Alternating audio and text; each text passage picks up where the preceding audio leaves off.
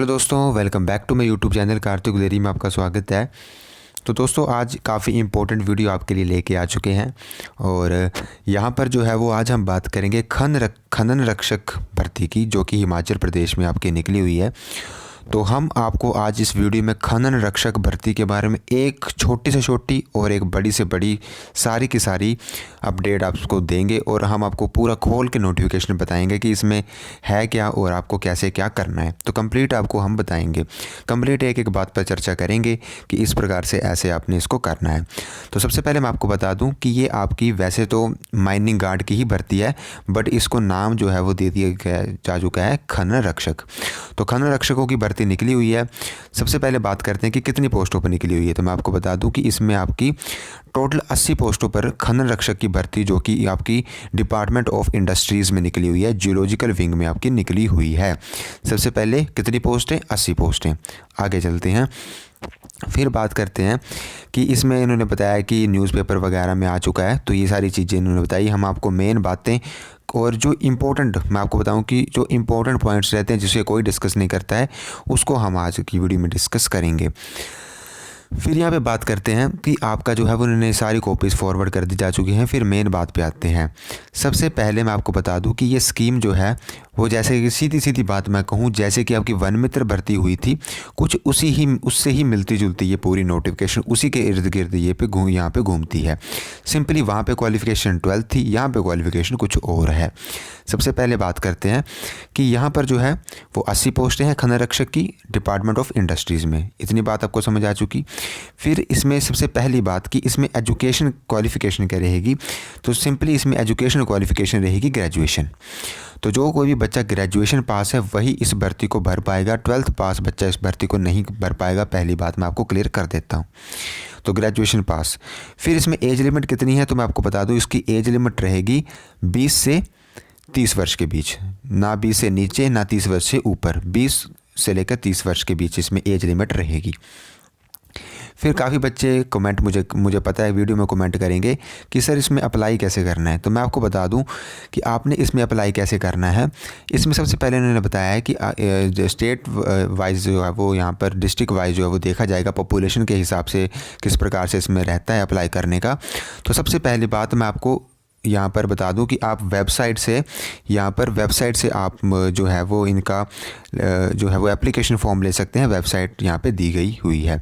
अगर आपके पास नहीं है तो आप हमारे व्हाट्सएप ग्रुप में ज्वाइन हो सकते हैं, वहाँ पे हम आपको एप्लीकेशन फॉर्म अवेलेबल करवा देंगे। सेकंड बात कि आपने इसको भरना कैसे है, तो मैं आपको भरकर वो आपके लिए अलग वीडियो बना दूंगा कि आपने एप्लीकेशन फॉर्म को किस प्रकार से फिल करना है। अगर आप कहते तो उसके लिए अलग वीडियो बना देंगे।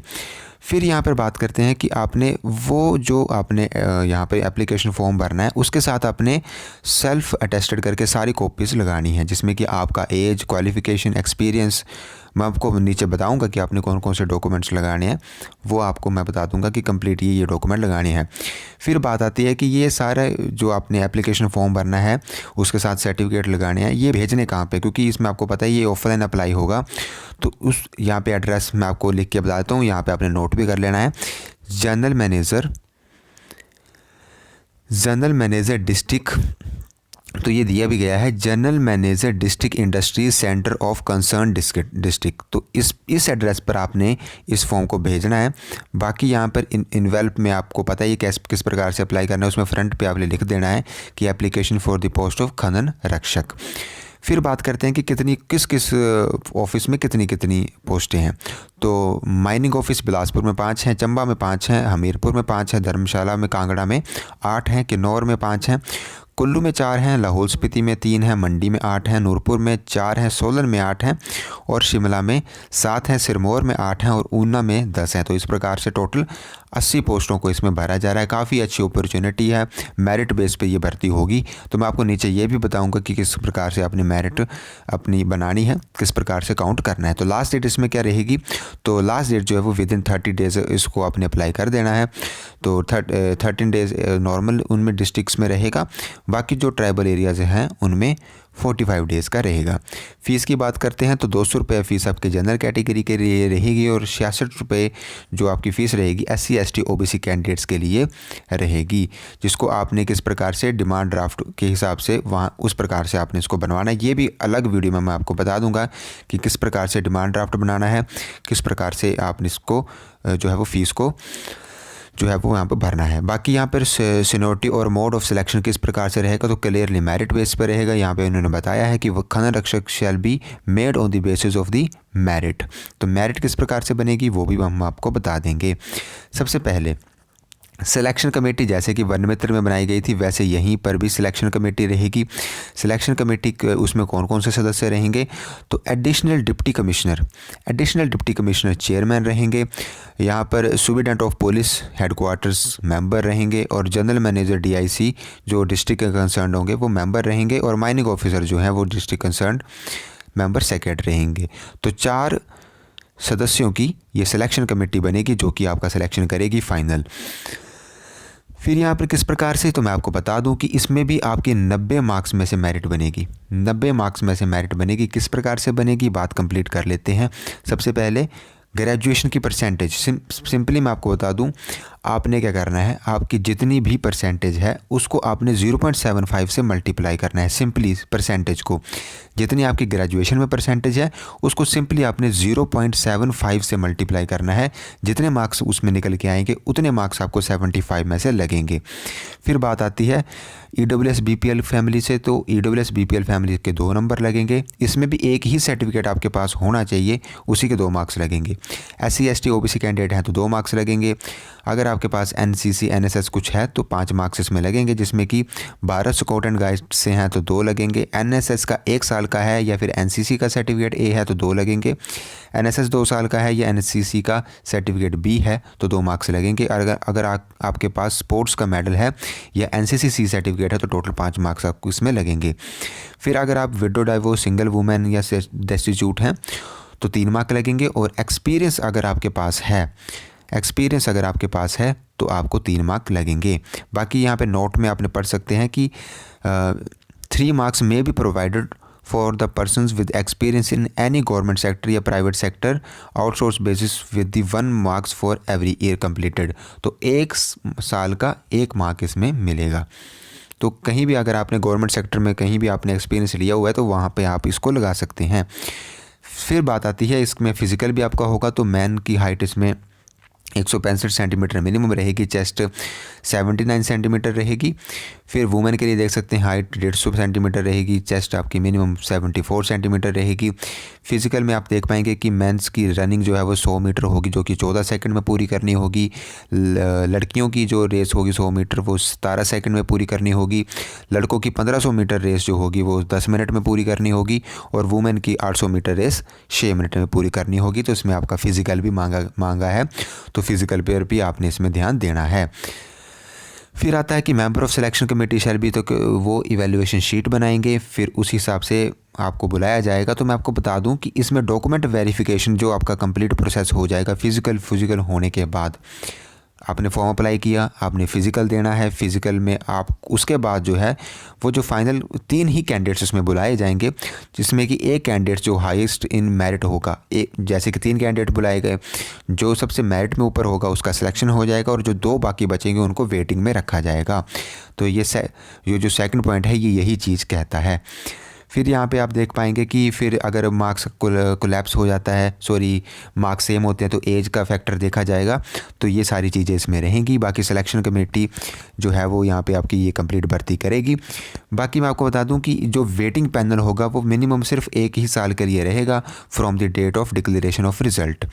बाकी यहाँ इसमें आपका मेडिकल सर्टिफिकेट भी लगेगा, मेडिकल सर्टिफिकेट आपको बनवाना पड़ेगा, तभी आप इसमें फॉर्म अप्लाई कर सकते हैं। फिर ये इंगेजमेंट अथॉरिटी है, इनकी कुछ टर्म एंड कंडीशंस हैं, ये आप पढ़ सकते हैं, ये काफ़ी इंपॉर्टेंट रहेंगी। सिलेक्टेड कैंडिडेट्स को जो है मेडिकल सर्टिफिकेट देना पड़ेगा जो कि आपका ब्लॉक मेडिकल ऑफिसर या गवर्नमेंट मेडिकल ऑफिसर से वेरीफाइड होना चाहिए। बाकी खनन रक्षक को जो है वो कितनी सैलरी मिलेगी, तो इनको 15,000 रुपये पर मंथ दिया जाएगा, जो कि ठीक सैलरी है।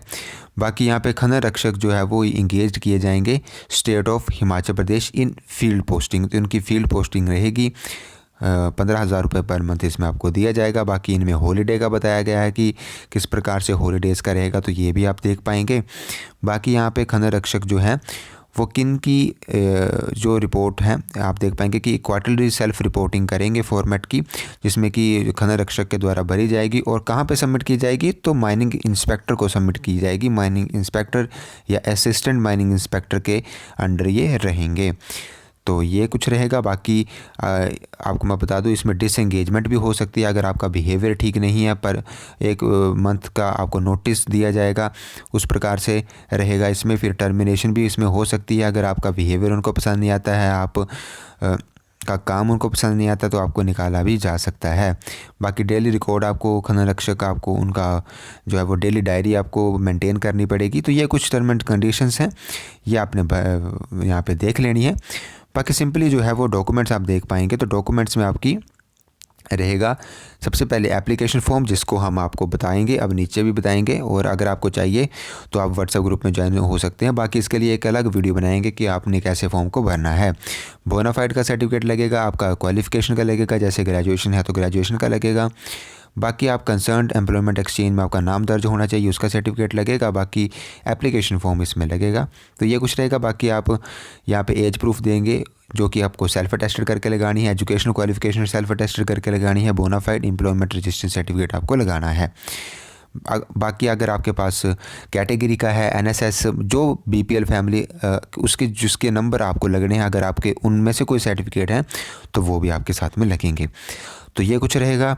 बाकी एप्लीकेशन फ़ी मैंने फ़ीस आपको बता दी है। तो ये कुछ एप्लीकेशन फॉर्म रहेगा। यहाँ पे आपने लिखना है कि किस ऑफिस से आप हैं, यहाँ पे सेल्फ अटेस्टेड फ़ोटो कॉपी लगानी है, name of applicant, father name, date of birth, permanent address आ जाएगा। ये सिंपल डिटेल्स सारी भरनी है आपने। इसके लिए अलग वीडियो लेके आएंगे, अगर आप बोलते हैं तो इसके लिए अलग वीडियो आपके लिए हम लेके आएंगे। बाकी इस प्रकार से ये पूरी कंप्लीट इन्फॉर्मेशन रहती है। अगर आपको फिर भी कोई डाउट बचता है, क्योंकि मैंने इसमें सारे डाउट्स के आपके जो है वो क्लियर कर दिए हैं। बाकी मैं आपको बता दूं कि इसमें कहीं भी ये चीज़ नहीं लिखी है कि ये रेगुलर नहीं होंगे, इसके बारे में इस नोटिफिकेशन में मैंने कहीं नहीं पढ़ा है अभी तक। अगर आपने कहीं पढ़ा है इस नोटिफिकेशन में तो आप हमें कमेंट बॉक्स में भी बता सकते हैं। तो बाकी अगर आपको कोई डाउट है, सिंपल छोटा से छोटा डाउट है, आप कमेंट बॉक्स में हमसे पूछ सकते हैं। अगर आपको वीडियो अच्छी लगी तो अपनी वीडियो को लाइक करना है, शेयर करना है, चैनल को सब्सक्राइब करना है। Thank you for watching.